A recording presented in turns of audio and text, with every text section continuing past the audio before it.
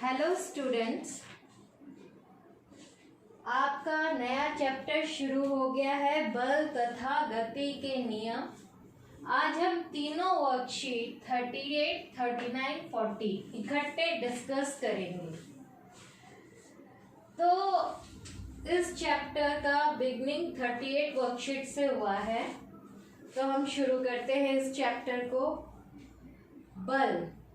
बल को हम कॉमन लैंग्वेज में कहते हैं फोर्स। हम सबने देखा है कि हम कभी ना कभी बल लगाते हैं किसी चीज़ को गति देने के लिए, किसी चीज़ को रोकने के लिए, किसी चीज़ को हम धक्का देते हैं।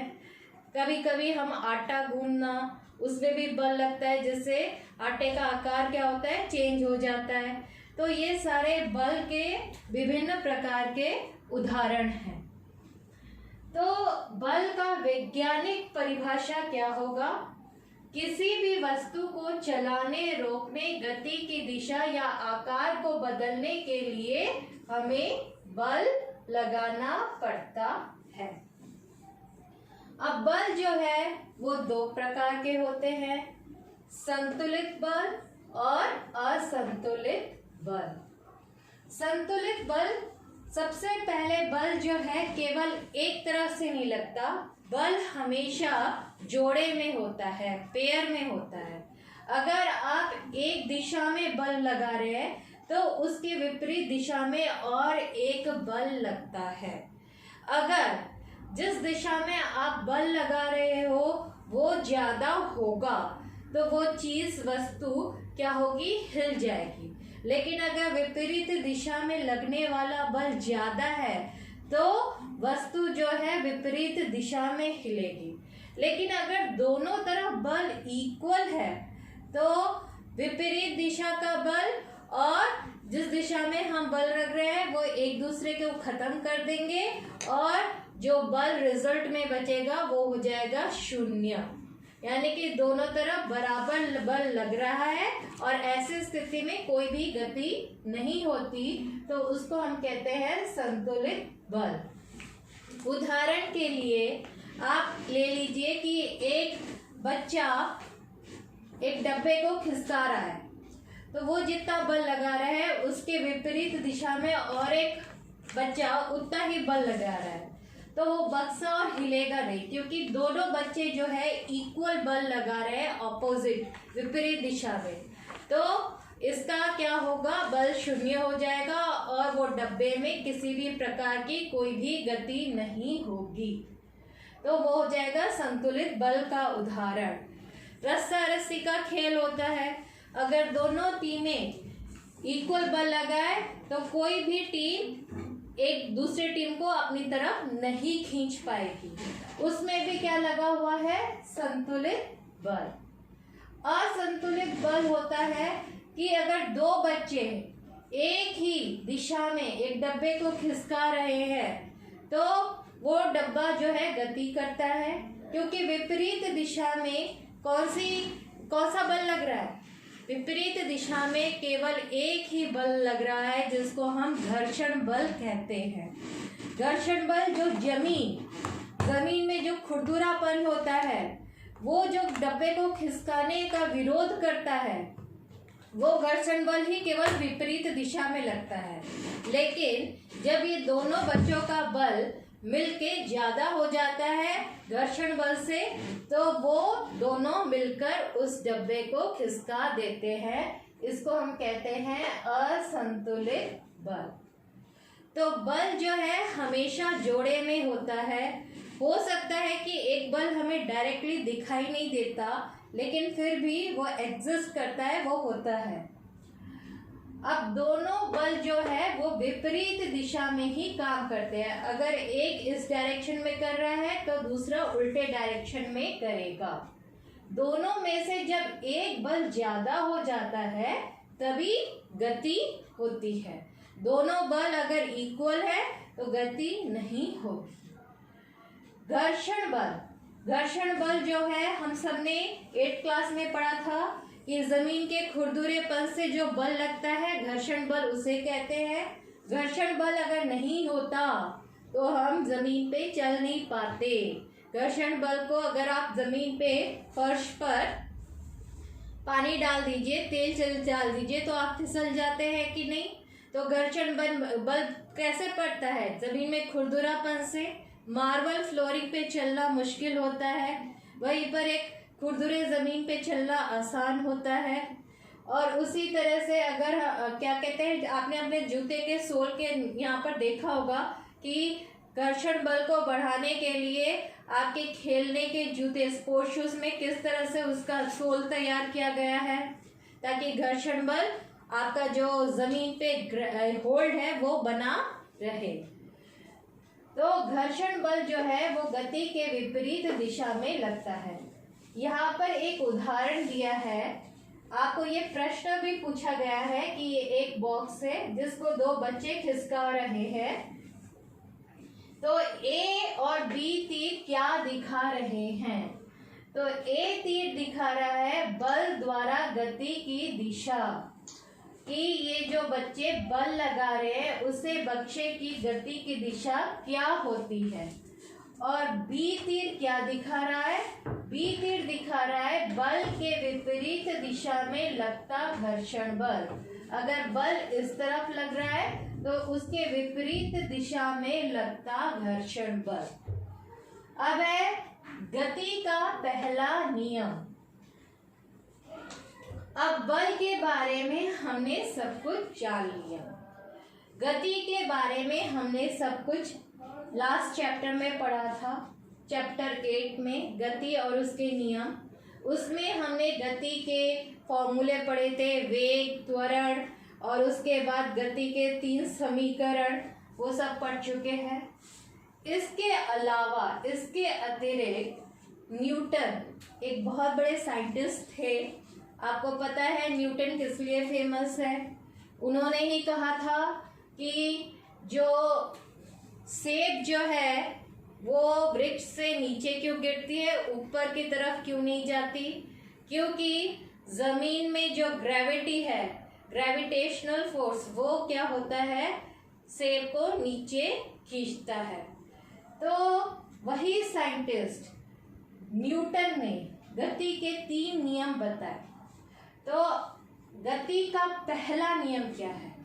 और ये गति के 3 नियम चारों तरफ हमारे दिखाई देते हैं, लेकिन हमें ये नहीं पता कि गति के पहले नियम द्वारा हो रहा है या दूसरे नियम द्वारा हो रहा है या तीसरे नियम द्वारा हो रहा है।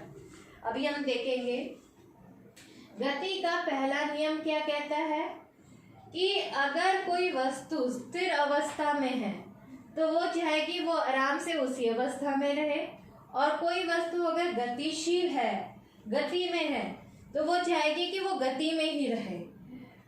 कोई अपने पोजीशन को चेंज नहीं करना चाहता। जो आराम से है वो आराम से रहना चाहता है, और जो गति में है वो गति में रहना चाहता है। आराम वाला गतिशील नहीं होना चाहता, और गतिशील वाला आराम पोजीशन में नहीं आना चाहता।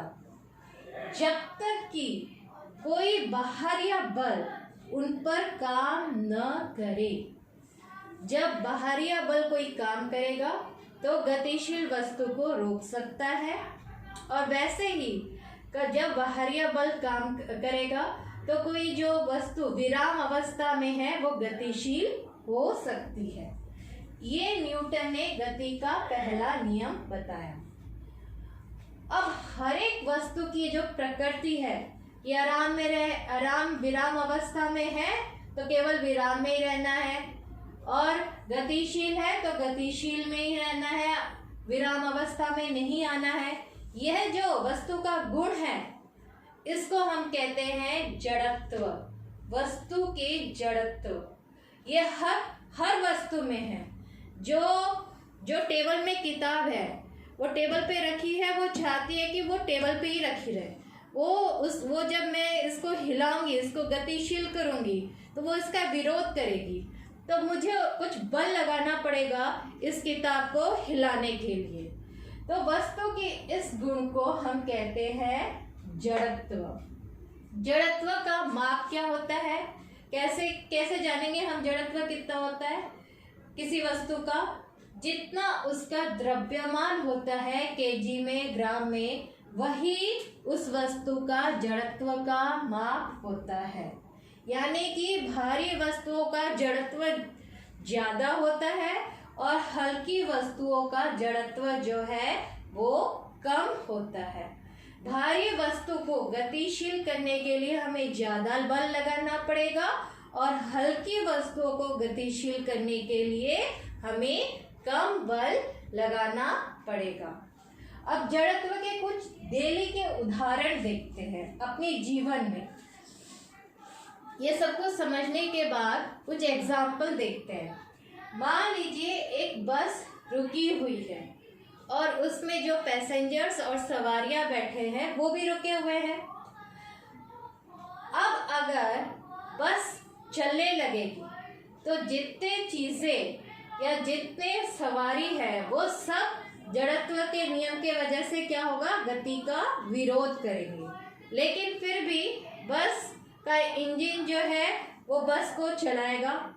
तो सभी पैसेंजर्स जो है क्या हो गए, पीछे की ओर चले जाएंगे। ये आपने देखा होगा, पीछे की ओर आपको झटका लगता है। अब इसी केस को लीजिए, अब आप सब गतिशील में हो गए। बस में जितने पैसेंजर्स बैठे हुए थे वो सारे के सारे गतिशील में अब हो गए, गति में हो गए। हमारा पूरा ऊपरी भाग शरीर का जो है वो बस के अंदर गतिशील हो गया। अब बस वाले ने अचानक ब्रेक लगाया और बस क्या हुई, रुक गई। रुकने से क्या हुआ, हमारा जो गतिशील शरीर है अब वो रुकने का विरोध करेगा। तो विरोध करने से क्या होगा, हम आगे की तरह हमें एक झटका लगेगा। कभी कभी इतने जोर से झटका लगता है कि गले या सर पे लग के चोट भी लग जाती है। और ऊपर जो हमने सामान रखा होता है वो भी आके नीचे कभी कभी सर पे गिर जाता है, क्योंकि ऊपर जो वस्तु है वो भी सारे गतिशील थे। जैसे ही बस रुकी तो उन्हें भी झटका लगा अचानक, वो भी गति का विरोध करते हैं और विराम, वो गतिशील में ही रहना चाहते हैं, वो आराम पोजीशन में नहीं आना चाहते। तो क्या होता है, उन पे भी एक झटका लगता है और वो नीचे आकर गिर जाते हैं। तो ये हमारे जो गति का पहला नियम, जिसे जड़त्व का नियम भी कहते हैं, ये सारे जड़त्व द्वारा ही एक्सप्लेन किए जा सकते हैं। उसी तरह आप और एक उदाहरण लीजिए कि पेड़ की शाखाओं को जब हम हिलाते हैं तो पत्तियां आके नीचे ही क्यों गिरती हैं, क्योंकि पत्तियां तो आराम से लटकी हुई है अपने विराम अवस्था में। अब आप हिलाओगे तो वो गति का विरोध करेगी और क्या करेगी, आके नीचे गिरेगी। वैसे ही ग्लास के ऊपर एक कवर रखिए, कवर के ऊपर एक सिक्का रखिए। अगर आप झटके से उस कवर को उड़ा देते हो तो सिक्का तो अपने विराम अवस्था में ही रहना चाहता है, वो ग्लास के अंदर सीधा आके गिर जाएगा। वैसे ही कैरम बोर्ड में आप सारे के सारे कॉइन्स को एक के ऊपर एक रख दो। आपने कभी कभी देखा होगा, जब आप स्ट्राइकर को स्ट्राइक करते हो तो नीचे का कॉइन तो चला जाता है, लेकिन बाकी सारे का सारा वैसे का वैसे ही धार से नीचे आ जाता है, क्योंकि वो सब पहले विराम अवस्था में थे, गति का विरोध करते हैं। तो उसी विराम अवस्था में चेंज होने के कारण, जड़त्व के कारण वो वहीं पर कभी कभी वैसे ही सीधे रह जाते हैं एक दूसरे के ऊपर, या वहीं पर एक इकट्ठे गिर जाते हैं। अब है कि कालीन और चादर को आप जोर जोर से पीटो तो उसके अंदर जो धूल के कण हैं, जड़त्व के कारण वो विराम अवस्था में ही रहना चाहते हैं, लेकिन जब आप जोर जोर से उन्हें पीटोगे तो वो उनको बाहरी बल लग रहा है, बाहरी बल लगने के कारण वो आके जमीन पे गिरते हैं। आपने देखा होगा कि साइकिल चला रहे हो, आप किसी से टकरा जाते हो, रास्ते में कोई पत्थर पड़ा है जिसको आपने देखा नहीं, तो आप आगे की तरफ गिरते हो। तो आगे की तरफ गिरने का कारण यह है कि आपका शरीर जो है वो गति कर रहा था। जैसे ही अचानक ठोकर लगी, साइकिल तो रुक गई, लेकिन आपका शरीर तो आगे की तरफ गतिशील है, जड़त्व के नियम के कारण, और वो रुकने का विरोध करेगी और क्या होगा, आप आगे की तरफ गिर जाओगे। उसके बाद आपने देखा होगा कि कप का जो प्लेट होता है वहां पर एक छोटा सा ढांचा बनाया जाता है जिसके अंदर हम कप को रखते हैं। क्यों? क्योंकि कप को जब हम लेके जाते हैं तो वो हिलता डुलता रहता है, लेकिन कप उस ढांचे में आराम से जड़त्व के नियम के कारण उसमें रहेगा और चाय जो है वो नीचे नहीं गिरेगी। उसी तरह आपने देखा होगा हथौड़ा में जो ऊपरी भाग होता है, कभी कभी वो पीटे से क्या होता है, वो ढीला हो जाता है।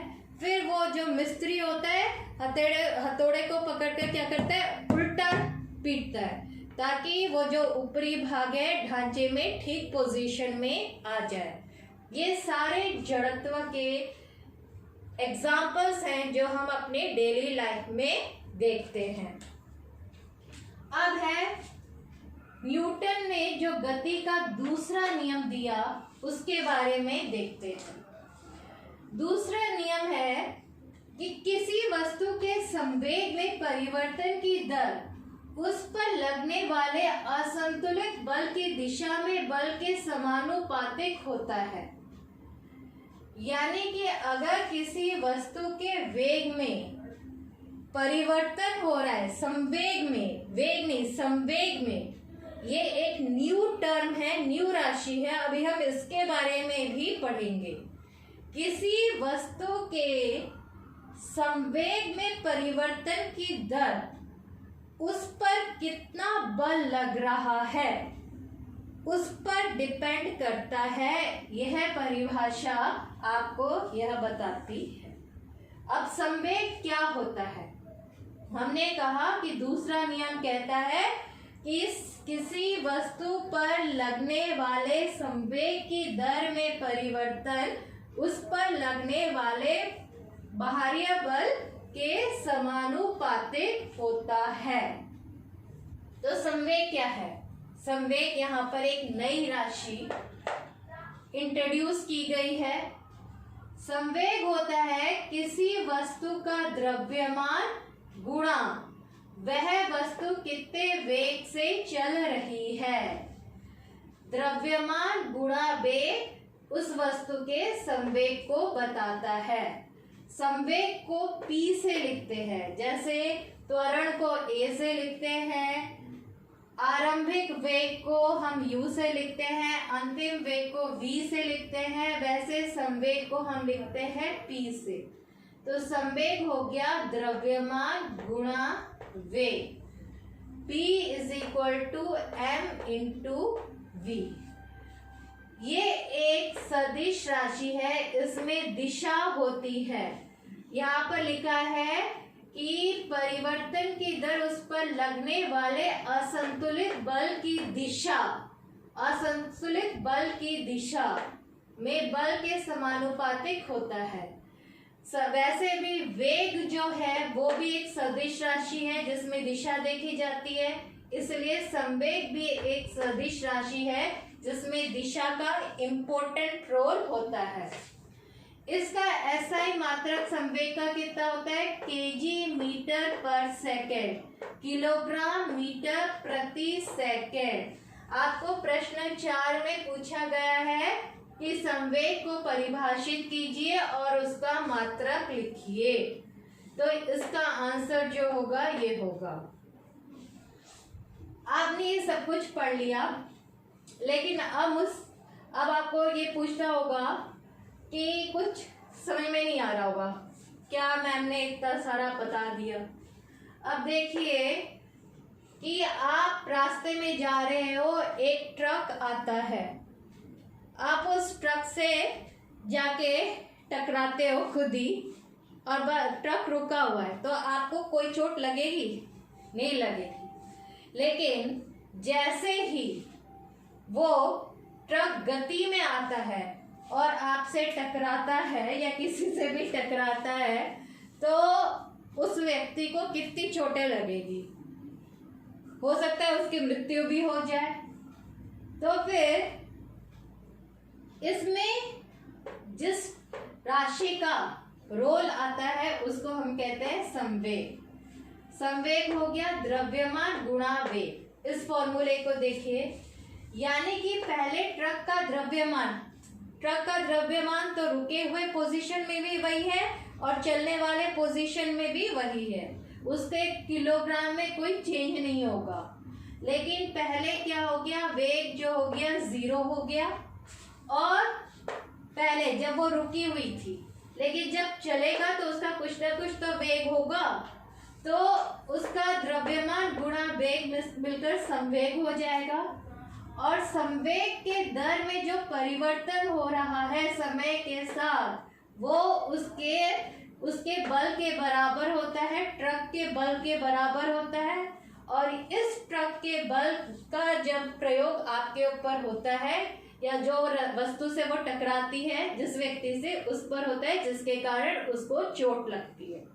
लेकिन अगर वहीं पर ट्रक रुका है तो संवेग जो है वो 0 हो जाएगा, क्योंकि वेग 0 है।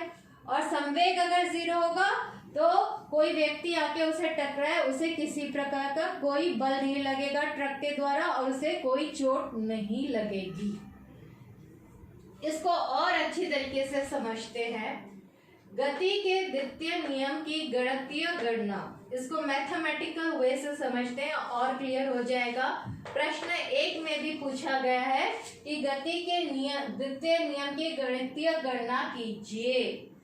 तो लीजिए, एक वस्तु लीजिए जिसका द्रव्यमान m है और जिसका प्रारंभिक वेग u है, और वो एक सीधी सरल रेखा में चल रही है, और समय t के साथ उसका अंतिम वेग v हो गया जब उस पर बल कितना लगा, F।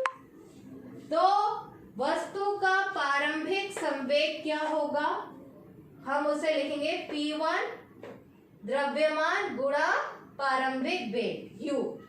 अंतिम संवेग क्या होगा, P2 इज इक्वल टू द्रव्यमान गुणा अंतिम वेग v। अब संवेग में परिवर्तन क्या होगा, अगर हम इसको माइनस कर दे तो निकल आएगा P2 minus P1 mb minus mu is equal to m। इसको हमने ब्रैकेट में ले लिया, m को हमने कॉमन था यहाँ पर ले लिया, v माइनस u आ गया। अब संवेग में परिवर्तन की दर अगर हमें निकाले, ये हमने संवेग में परिवर्तन निकाला था, लेकिन परिवर्तन की दर निकालेंगे तो इसे हमें बटे में समय से डिवाइड करना पड़ेगा। तो mv minus u upon t। तो गति का दूसरा नियम कहता है कि जो बल लगाया गया है वो समानुपातिक है संवेग में परिवर्तन की दर, यानी कि F is proportional to mv minus u upon t। तो ये जो समानुपातिक का निशान है, जिसको प्रोपोर्शन भी कहते हैं, इस निशान को मिटाने के लिए हम यहाँ पर लगा देंगे इक्वल टू लगाने के लिए हमें एक स्थिरांक लगाना पड़ता है, जिसको हमने यहाँ पर k लगाया है।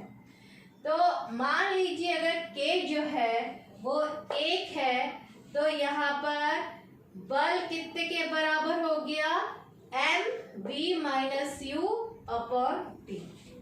हमने इससे पहले चैप्टर में पढ़ा था v minus u upon t कौन सी राशि होती है, अंतिम वेग माइनस प्रारंभिक वेग बटे में समय त्वरण होता है। तो इसकी जगह में त्वरण भी लिख सकती हूँ। तो बल इज इक्वल टू द्रव्यमान गुणा त्वरण, F is equal to m into a। तो ये हमारा बल का फॉर्मूला हो गया। ये दोनों फॉर्मूले काफी इम्पोर्टेंट है, इन पे बहुत सारे क्वेश्चन पूछे जाते हैं। एक ये दोनों का फॉर्मूला और एक ये संवेग का formula, P is equal to m into v। ये तीनों फॉर्मूले काफी इम्पोर्टेंट है, 1, 2 और 3। इन पर बहुत सिंपल क्वेश्चन आते हैं। अगर आपको फॉर्मूला याद है और फॉर्मूले में इस्तेमाल होने वाले राशि याद है, आप आसानी से इन क्वेश्चंस को कर सकते हो। अब बल का मात्रक कितना आ जाएगा, द्रव्यमान का केजी होता है, त्वरण का मीटर पर सेकंड स्क्वायर होता है, तो बल का मात्रक हो जाएगा केजी मीटर पर सेकंड स्क्वायर। लेकिन इतने बड़े मात्रक को ना याद करते हुए हम सिंपल एंड लिख सकते हैं, जो कि न्यूटन कहलाता है। ये वैज्ञानिक न्यूटन को सम्मानित करने के लिए बल का SI मात्रक न्यूटन रखा गया। न्यूटन को शॉर्ट फॉर्म में हम N से लिखते हैं। अब ये दोनों फॉर्मूले कितने इंपॉर्टेंट है, ये एक मैंने फॉर्मूला बताया आपको कि M इंटू वी जो है डेली लाइफ में कैसे काम करता है।